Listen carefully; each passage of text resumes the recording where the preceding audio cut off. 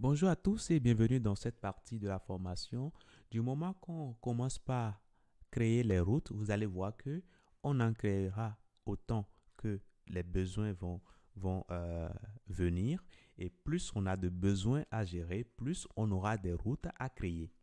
Donc très vite, on peut se retrouver très vite à se mélanger des pinceaux parce que on risque peut-être de prendre une route pour une autre, etc., etc. Puisque actuellement, la seule façon pour nous de connaître une route, c'est de regarder son URI. Et vous savez qu'on ne peut pas garder l'URI par cœur. Regardez l'URI qu'on a ici qui est très complexe. Alors là encore, quand je dis c'est très complexe, c'est pas encore très complexe. Il y a encore plus complexe dans plus complexe. Donc, pour éviter toute forme de confusion pour nous-mêmes, mais également pour l'application, parce que lorsque nous allons commencer vraiment par évoluer sur les vues également, on sera amené par moment à rediriger d'une page vers une autre, etc., etc. D'où la nécessité de nommer nos routes. Et en Laravel, il est possible de donner à une route un nom. Donc, il faudra simplement utiliser name.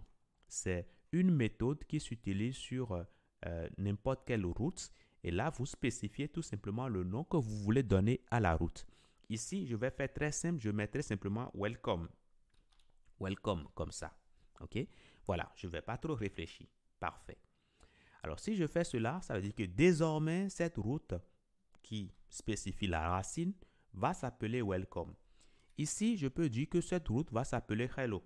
Donc là, je suis libre dans le nom que je vais donner à mes routes, mais ce n'est pas parce que je suis libre qu'il faut utiliser cette liberté pour faire de l'anarchie. Ok? Donc, je mets hello parce que je suppose que c'est la page d'accueil, c'est la page qui dit bienvenue aux gens. Je mets hello ici, pardon, je mets welcome parce que voilà, ça a trait au welcome. Je mets ici hello parce que ça a trait à hello.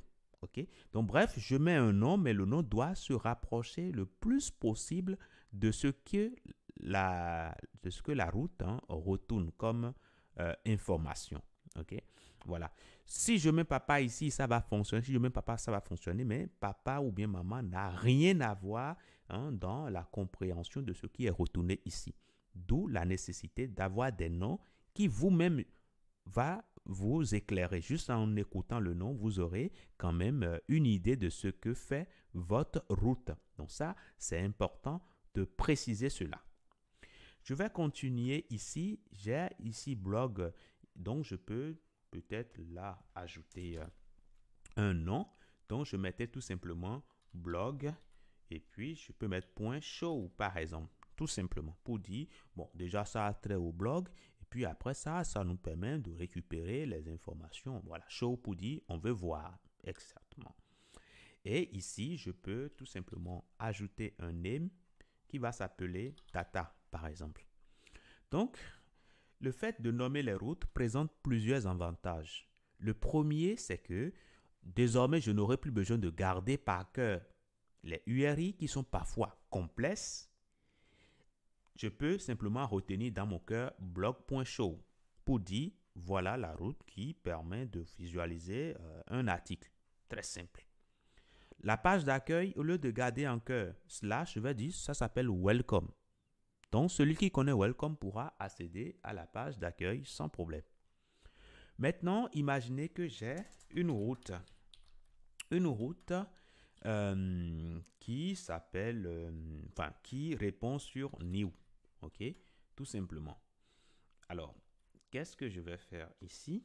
Je suppose que sur cette route, je veux retourner un tableau qui contient par exemple le chemin qui pointe vers welcome. Donc, je suppose que je ne connais pas ce chemin-là. Donc, je peux mettre un tableau welcome et puis sa route. Pour obtenir une route, eh bien, c'est très simple. On peut simplement utiliser la fonction route. Et à l'intérieur ici, on va donner le nom de la route. Donc, je mets par exemple welcome. Alors, ce qui va se passer, si vous prenez bien garde, ce qui va se passer, c'est je suis en train de dire, ben, je veux connaître la route de welcome. Donc, on peut revenir ici. Nous allons tenter d'accéder à New.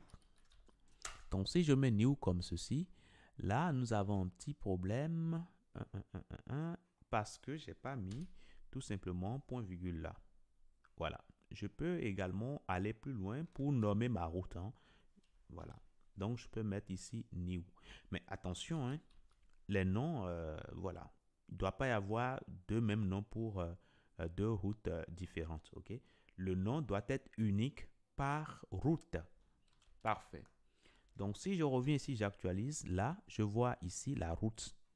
Et vous voyez que ça m'a créé tout simplement cette route-là. Imaginez que je peux voir le chemin qui pointe vers la route Hello. Donc, je peux également indiquer cela tout juste ici. Hello et la route Hello. Donc, si je reviens ici, j'actualise. Vous voyez que pour accéder à Hello, il faut aller sur http://blog-laravel.com et puis /Hello. OK? Voilà.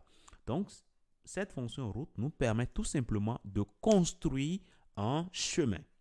Donc, ça, c'est bon. Maintenant, deuxième chose, imaginez que vous voulez rediriger voilà, un utilisateur vers une autre route. Je prends un exemple très simple. Celui qui va venir sur New ici, je suppose qu'on veut rediriger cet utilisateur-là sur la route Welcome, par exemple. Hein. Ça peut être un choix. Donc, pour y arriver, il faudra simplement utiliser redirect. Redirect et redirect nous permettra tout simplement voilà, d'indiquer la route sur laquelle on veut rediriger. Dans notre cas ici, j'ai indiqué que je veux rediriger sur la route Welcome, tout simplement. Et le fait de mettre ceci, regarde ce qui va se passer. Quand j'actualise ici, ça me renvoie directement sur la page Welcome. Très bien. Voilà. Donc, voilà comment ça se passe. Donc, a priori, ça prend tout simplement un paramètre. Et puis, voilà. Ça peut prendre également un deuxième paramètre, mais ce deuxième paramètre est optionnel. Le deuxième paramètre qu'on lui donne ici, c'est éventuellement les paramètres dont la route a besoin pour s'afficher ou bien pour s'exécuter correctement. Je prends le cas de cette route que nous avons ici, qui est une route qui a besoin de deux paramètres, du slug et de l'identifiant. Si nous voulons appeler cette route, vous savez tous que nous allons simplement mettre blog.show. Vous êtes d'accord avec moi? Mais le fait de le mettre ainsi ne suffit pas pour que cette route-là puisse s'afficher. Donc, si je mets ici new, je mets new comme ceci, le fait juste de dire je redirige sur ça ne suffit pas parce qu'il nous faut des paramètres. Et là, il nous dit missing required parameters for route. Voilà. Donc, il manque des routes, il manque des paramètres pour cette route-là. Donc, à nous de préciser les paramètres dans un tableau. Donc, on dira qu'il nous faut un identifiant. L'identifiant, on mettra 96. Et après ça, on pourra dire également qu'il nous faut un slug. Et le slug, on peut donner cela sans problème. Je peux mettre ici new article for voilà, new article tout simplement, Symfony. Voilà, un exemple très basique, mais le fait de mettre cela, ce qui va se passer lorsqu'on va actualiser ici, eh bien, on va constater que ça nous redirige bien sur blog et ça construit automatiquement les paramètres qui sont attendus. Et là, vous voyez que tout se passe correctement. Donc, voilà comment on peut rediriger. Alors, au lieu de faire tout ceci, on peut encore simplifier et remplacer ceci par to underscore. Donc, on aura simplement to routes et ce to route là va simplement nous amener sur voilà, la route sur laquelle on veut rediriger. Voilà. Donc, quand je mets ici new, ici, ça ne se passe pas. Pourquoi? Ça me dit que ça ne retrouve pas la route.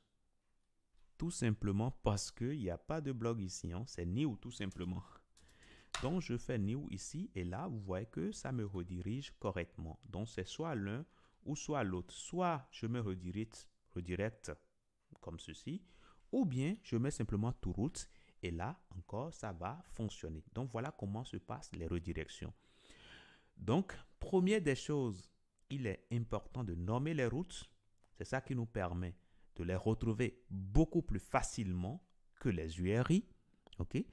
Et une fois qu'on les nomme, on peut tout simplement générer tout simplement les adresses de ces routes-là. En appelant leur nom, on peut directement générer les adresses.